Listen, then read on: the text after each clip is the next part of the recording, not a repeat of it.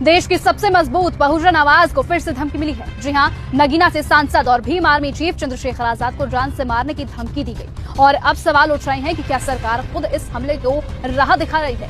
क्या ये मिलीभगत नहीं है? और अगर नहीं है तो अब तक कार्यवाही क्यों नहीं की गई?